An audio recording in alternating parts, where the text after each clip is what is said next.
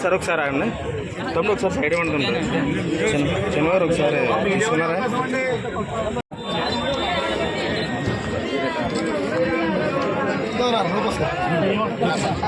So ప్రేమించిన వారి మీద మరి ఇలా కక్ష కట్టేట్టుగా ఇలాంటి కుట్రపూరితమైనటువంటి చర్యలు ఎంతకీ మంచిది కాదని భావిస్తూ మరి ప్రజలకు మా తరపు నుంచి క్రైస్తవ తరపు నుంచి క్రైస్తవ చేసిన మంచిని తెలియజేస్తూ ఐక్యతను చాటాలనే ఉద్దేశంతోనే ఈ ర్యాలీ నిర్వహించాము. అందరికీ నేను ప్రవీణ్ కుమార్ అండి, నేతల బ్యాప్టిస్ట్ చర్చ్ ఉప్పాడ అమినవేద పాస్టర్స్ ఫెలోషిప్ తరఫున సెక్రటరీగా ఇక్కడ వచ్చి ఉన్నాము. 24వ తారీఖు రాత్రి ప్రవీణ్ పగడాల గారిని అనుమానాస్పద వృద్ధి మేమందరం గమనించి ఉన్నాము.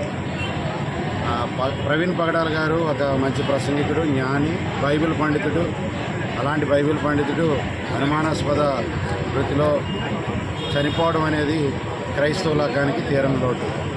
ఇది కేవలము మరి ఒక జ్ఞాని అయిన వాడిని, పండితుడైన వాడిని మరి చనిపోవడం ద్వారా ఆ జ్ఞానాన్ని, ఆ యొక్క పాండిత్యాన్ని కూడా పోగొట్టుకున్నాం.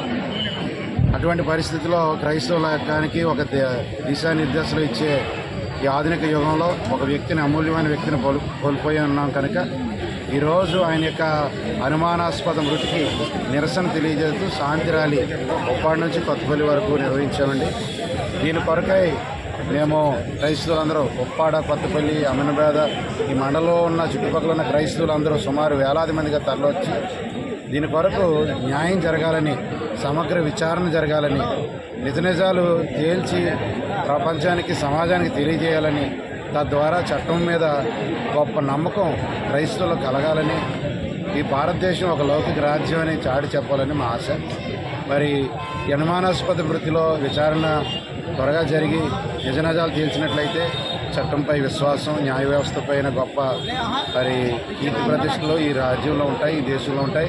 కనుక ఆ విధంగా అడుగులు వేయాలని ప్రభుత్వాన్ని కోరుతూ ఈ విధంగా తెలియజేస్తారు. వీటినన్నింటినీ కూడా గమనిస్తుందండి.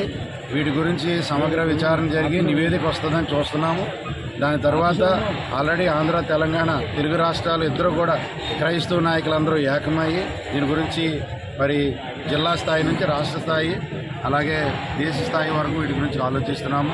కనుక మరి సమగ్ర నివేదిక అందే వరకు మేము తప్పనిసరిగా వేచి చూస్తామని మీకు తెలియజేస్తాము.